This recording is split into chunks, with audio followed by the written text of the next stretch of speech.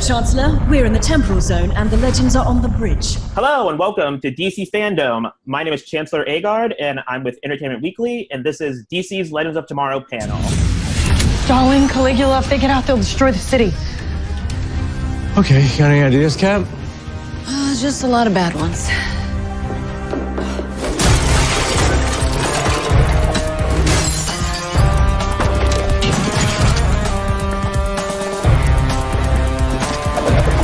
Let's go save the world. First off, we have Katie Lotz, who plays Wave Rider Co-Captain and the White Canary, Sarah Lance. Nick Zana, who plays Super Historian, Nate Haywood. Kala Ash, who plays futuristic social media influencer and air totem wielder, Zari Tarazi. Jess McCallan, who plays Wave Rider Co-Captain and serial killer podcast host, Ayla Sharp. Matt Ryan, who plays self-proclaimed nasty piece of work, John Constantine. Gideon herself, Amy Louise Pemberton. Cheyenne Sobian, who plays the bud-loving air totem wielder, Farad Tarazi. Also, Olivia Swan, who plays Astrologue. Also joining us, we have the producers, executive producer Phil Klemmer, executive producer Keto Shimizu, and executive producer Grania Godfrey. How are you guys doing? Good job, Chance. That was a lot. Yeah, it's a mouthful. Panel, guys. Oh. We actually have a blooper reel clip that I will toss to now. Now, can we kill them? Questionable. Sorry, I'm just gonna... Oh, that's your own hair. I gotta pull it. Wait, one sec, just... Yeah. It's good of it. Let's go. Is this thing on?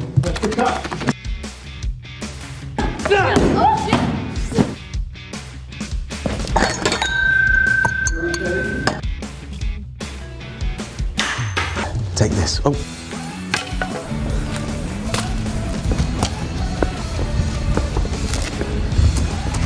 Not like it. Was that yours or mine? Hold, please. My phone is talking to me. Let's do that again. Hello? Yeah, no, I'm doing a scene. It's all right. I'll give you a call back in a bit, yeah? Wait, give them your camera. Give them your camera, and then you can take it. Great. Now we can do the scene. That was wrong. That's okay. This seems Just so pick up hard. the end. You almost just broke my nose. It's like here. Wait, focus. There it is. Yup. Way too much. You're on your own. Figure it out. You did not nail that one.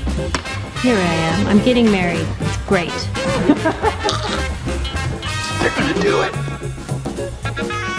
Get out of the shot!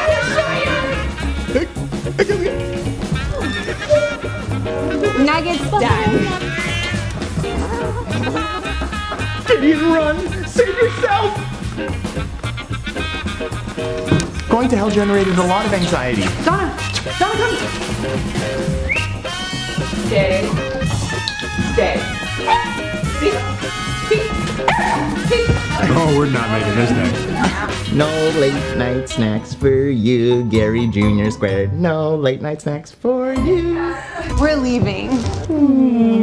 And then we all turned into a giant bevo and it exploded. CGI it and it'll be exploding and it'll be metal everywhere and spark. Guys, I'm trying to work. Oh, hey, Craig. Just second unit. Smile, people. What? You know, sometimes what happens on this show really would be hard for an audience to follow. Pick Legends. Nominate us for an Emmy. Okay. It's not easy doing it twice. It's not. No, it's not. No. And this is why I don't act. I feel like this is a weird thing that we're doing. It's virtual as opposed to in a big convention hall because of everything that's going on. I'm curious, what do you guys think the Legends would be doing right now in their own respective quarantines? Oh, God. I think John will be doing what he's always doing, which is having a whiskey and trying not to have a cigarette because he's kind of kicked that habit. So he'd probably just be having a whiskey saying, hey, let the world go by. I would imagine Nate's falling in love with somebody else and then... Well, then break the heart. Virtual romance? I think Zari's probably like conquered TikTok. TikTok. Berhad probably would have been the #1 League of Legends player in the world. I reckon Astra's just lounging around on like a fur rug somewhere, just rolling in money. but she managed it. Some unwilling soul. I think Gideon would be getting everyone to do like a Trivial Pursuit, but no one's interested. She's like, number one, question A, guys, like no one cares. Before talking about season 6, I do want to talk a bit about season 5, which was a major season for the show in many ways. I want to start with Katie. You made your directorial debut this season. What was that experience like for you? What was it like directing your castmates? They were awesome. It was so much fun. I mean, on so many levels, I learned so much, and it was such a good experience to be able to kind of bond with the crew on that side and get a look under the covers. And the cast was amazing. We had so much fun. I think, after so many years of building rapport with each other, that it made it easier, of course, to kind of, and hopefully, I mean, everybody was really nice. Nobody was a jerk or anything. Except for maybe Matt. Just kidding. Yeah, Matt. And with that, I mean, also, I feel like this season 5 for Sarah and Ava was really about them sort of learning how to co-captain the Wave Rider. I'm curious, though, if this were any other show, if they weren't constantly sort of fighting monsters or aberrations, what do you think, like, what is sort of Sarah and Ava's, like, 5-year plan? Like, where do you see them heading towards? Ava's probably got a very specific 5-year plan. I'm not sure about Sarah. She's kind of just, trying to domesticate her. Yeah, Sarah takes a day at a time, I think. She's never been one to have the luxury of planning too far into the future. So I think, for her, it's like she's in the moment always. In season 5, we had 2 newcomers, Cheyenne and Olivia. What was it like for you guys to sort of step onto a show that's 5 seasons in? What surprised you the most about being on Legends in your first year? How much fun everyone was having. I kind of walked on and I was like, right, I have to be so like on it and I have to know everything. And everyone's going to be, obviously everyone's professional. This isn't me saying that no one is, but it's just like, it was so easygoing. And I think I expected to be like proper, like military, and I got very stressed about that, but it was the opposite. Everyone was so chilled and so welcoming and so lovely. I was definitely nervous going into it, but pretty quickly I was like, oh, okay, this is, it's pretty relaxed and everyone's super chill. So, I mean, Sean, you had the added challenge of having to come in and pretend like you'd already been there for 3 seasons. How did you sort of make that work for yourself? I just did it,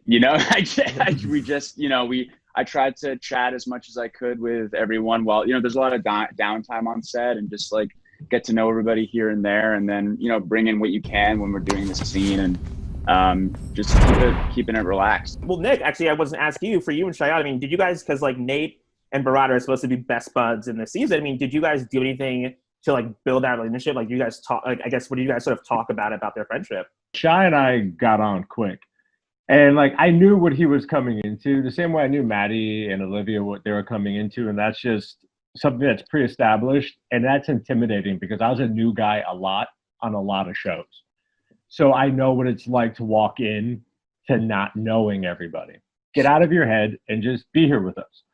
Like, I know you're nervous because there's like 7 people in the room. Like, even when Maddie did his first scene with us, like, he had to walk in and talk to 8 of us, talk at 8 of us, and then like hit on Wentworth on his way out. So it was like a really big, rough standard piece. And I feel that, and I wanted Shy not to have that, and let him know as soon as possible that like, hey man, just be here with us because we're all here with each other, and that's just kind of the way our magic works on the floor. He did great at that. It was exactly, I remember we had a conversation day 1, and he was like, by day 4, you'll be feeling good. And he was exactly right. Day 4, I was like, I feel like I've been here the whole time. Like, this is great. So he nailed it. Amy, you're in a unique position where Gideon, you're voicing Gideon, and I think you appear about once a season physically on screen. I mean, what's that experience like for you, sort of doing a lot of your work in a sound booth as opposed to being on the set with the cast that much? It is always really interesting to like come into it from the other side, but I feel like I see you all the time anyway when I'm dropping the voice in, and I've known Matt from before this, so it, everyone's always super welcoming. And from my little booth in LA, I'm curious, when you appear on screen as Gideon, I think because often it's usually like inside someone's mind or they're hallucinating, except for in the Legends of Tsunyama episode where hallucination. But I'm curious, when you play that, do you play it as how you envision Gideon yourself, or how you think the character you're playing opposite with envisions, like sees her?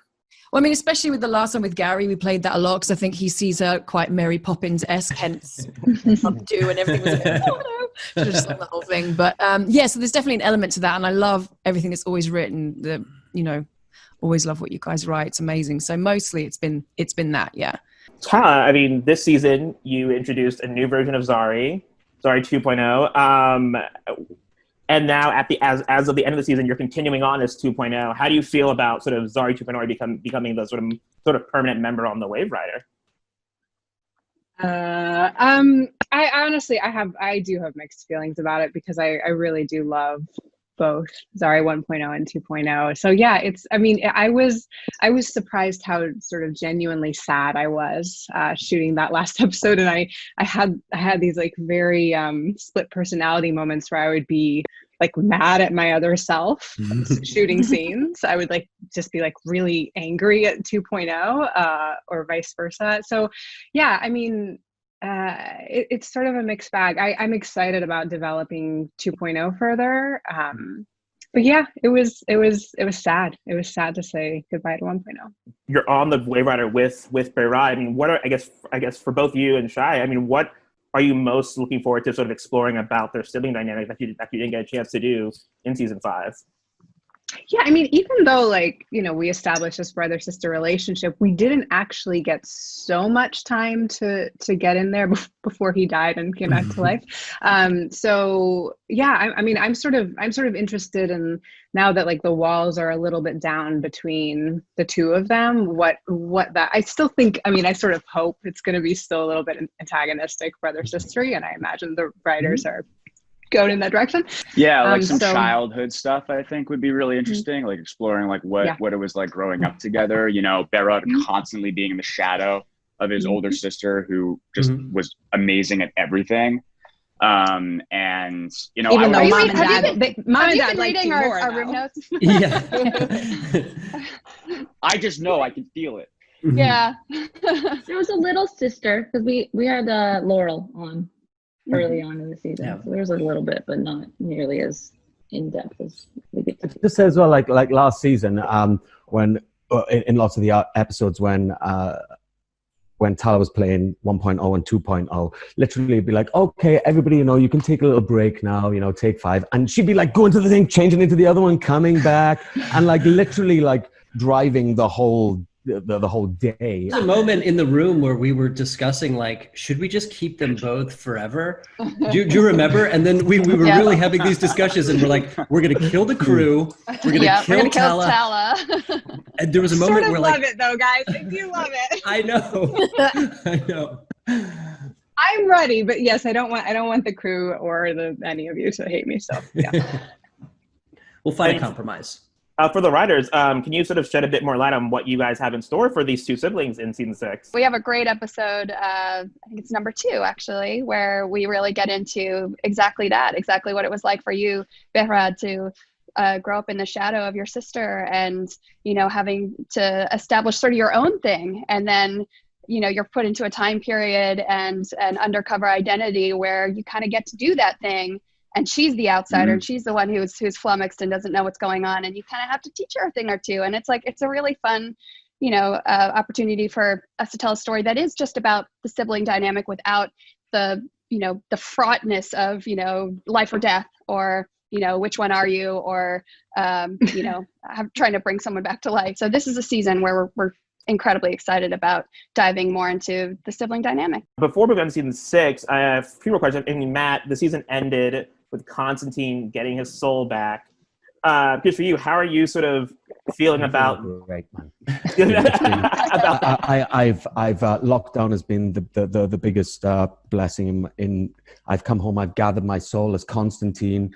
He's happy. I'm happy. That's it. Going on that journey with the astrologue story is such a huge part of the whole Constantine canon in the comic books and in the original show, and then what we've done with it on Legends and what the guys have written, and to kind of get to a place where that is wrapped up is really, really satisfying, and John is happy, which kind of gives me fear.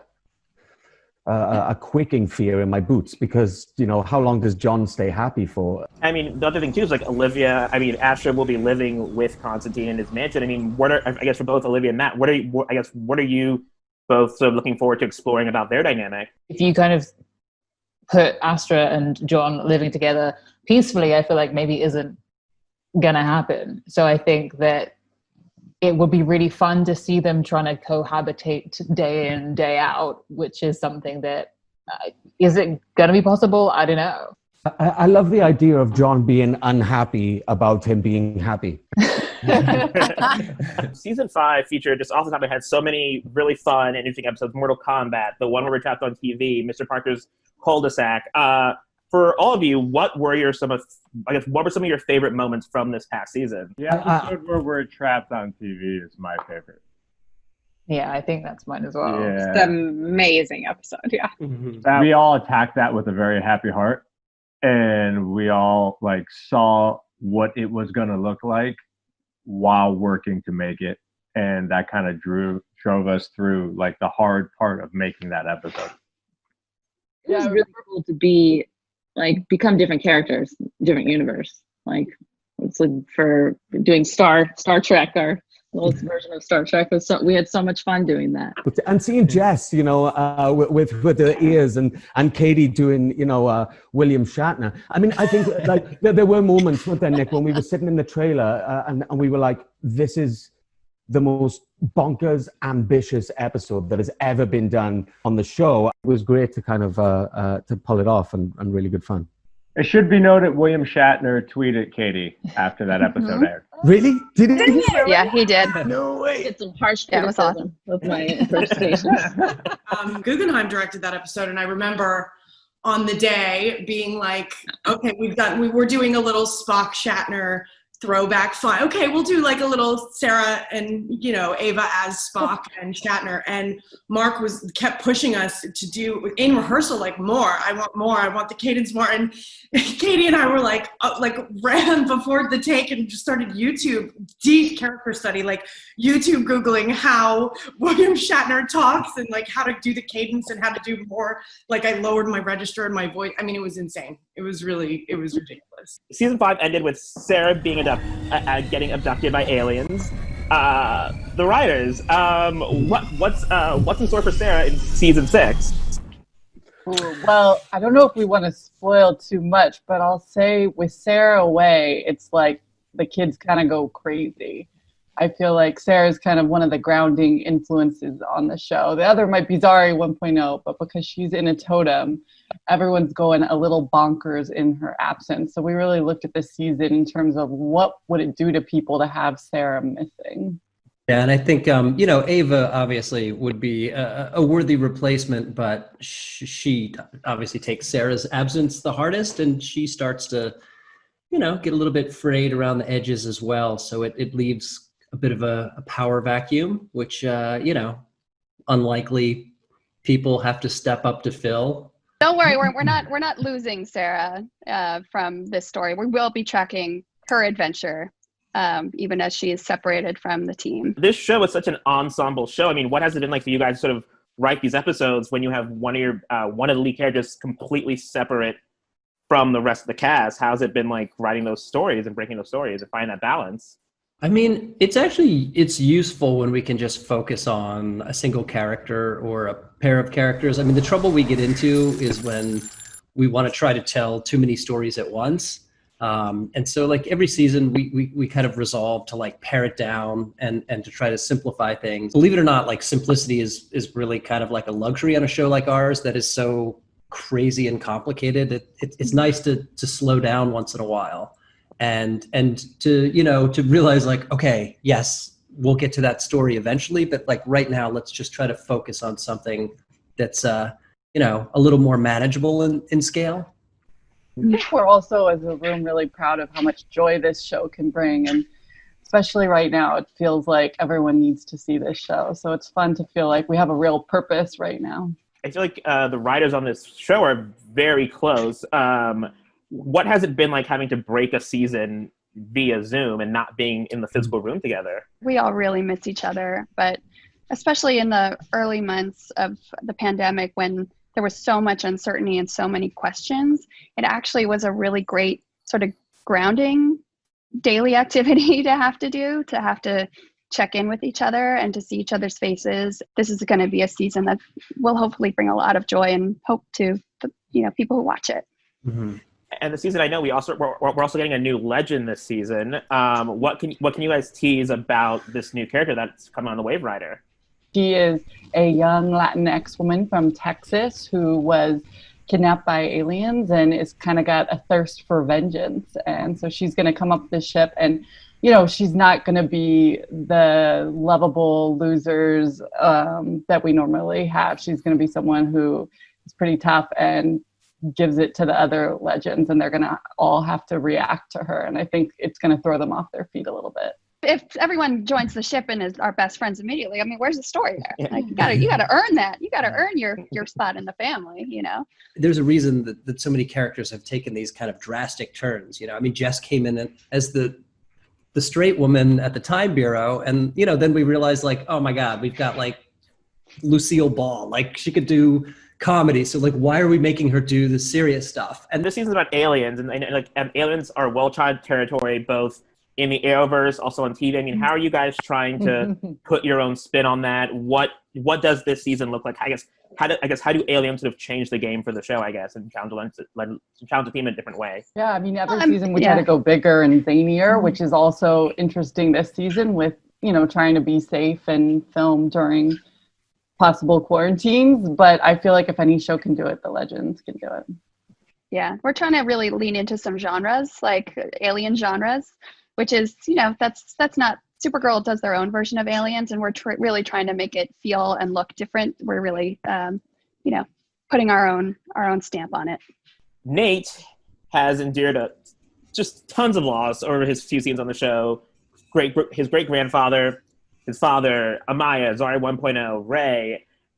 What's in store for Nate in season 6? And is there sort of any hope for him, I guess, like on the horizon for him? For everything that you just said, Chance, I mean, we're acknowledging that, it's been a tough run for Nate. And, as someone who always tries to be like the cool guy who puts his like positive spin on things, like, we're going to be okay. It's going to be fine.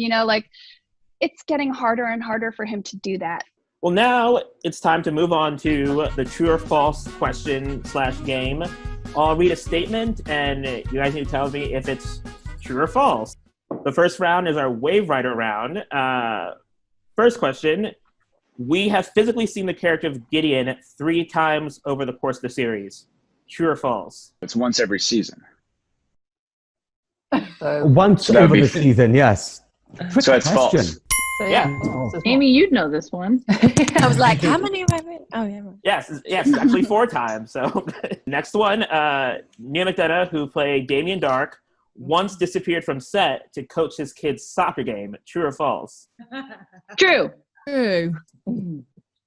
Totally true. True. That's cute. Say it's true. Okay, this one. What's the answer? Wait, what was the answer? True. Oh, sorry, it's true. It's true. Oh, sorry. Oh, it's true. It's true, yeah. DC's Legends of Tomorrow was originally planned to be an anthology series. True or false? False. True. Oh. True. Phil? What's an anthology series? Okay, false. True. True. Yeah, Katie and Cheyenne were right. It was. That is true. And finally, for this round, Mr. Parker was just a random name that sounded nice. True or false? True. True. True. It sounds like a true thing. False, actually. Mr. Parker is named after Phil's assistant, Ian Parker. Who knew?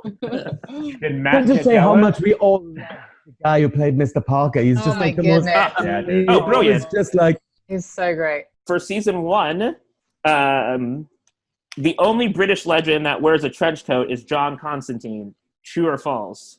False. False it is, yes, because there's also Rip. R.I.P. 2, symptoms of time travel include all of the following: nausea, vomiting, vertigo, temporary blindness, flatulence, and in rare instances, bleeding from the eyeballs. True or false? True. True. True. Sure. True. That is true. Actually, it's false. Flatulence is not a symptom of time travel. Wouldn't the legends know? Really? I mean, the legends know best. How do you know, Chancellor? Fair. I'll give that one to you guys. I think Ava can contest to that. Okay, for season 2, George Lucas is responsible for the powers of 2 of the 8 legends in season 2. True or false? Responsible? Yeah. False. False. I'd say true. I'm sticking with true. Because It's weird. He's doing lots of. It's Yes. true. You became a historian because of Indiana Jones. Indiana Jones. Yeah, but I became a superhero because of us. Yeah, but you wouldn't have You're been a a historian. superhero unless you're a vague. historian. Little vague. Again, I'm reading what I was given. There's a whole episode about it. Where when he decided not to finish film school, suddenly you became a yoga instructor, and what did Ray become? Oh, You guys both lost your powers. That was fun. Okay, season 3, and I think this is going to be an easy one. The team uses the totems to join their powers to become Elmo and defeat Malice in an epic Wild West showdown. True or false? Malice. No, it is Malice. False. False. Well, it's not Elmo. No, It's it's Elmo. Bebo. When Ava recruits Constantine to help with Sarah's possession, she finds him chasing a pig around the room. True or false? True. No, it was a chicken. It was a rooster. Jess is right. Yeah. For season 4, so in a truly meta episode, the team is split into multiple timelines, very similar to TV shows, like Custodians of the Chronology, Sirens of Spacetime, The Fellowship of Tomorrow, Kittens of Meow Meow, and Puppets of Tomorrow. True or false? No, there was no Kittens of Legends of Meow Meow, and the one before that as well, Legends of Meow Meow or something. False. False. Chance. That was an False. episode. That's correct. Yeah, Fellowship of Tomorrow and Kittens of Meow Meow were not real thing. Finally, for season 5, Ava Sharp's podcast on serial killers is called Slay Anything. True or false? True, isn't it? I don't think so, but that's a good name. Is that the episode name? That's the episode name. It's false, and it's called Stabcast. Dabcast. Cisco brought his own dragon microphone when he performed in the season 5 finale. True or false? True. We have some fan questions that we've received from around the world, apparently. So from the first one, it comes from the Philippines. Legends has a lot of musical moments. Is a full-blown musical episode in the cards?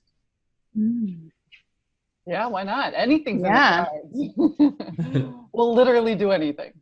Yeah. Wait, does it mean that we don't have to write should it? name That our seems show that. amazing.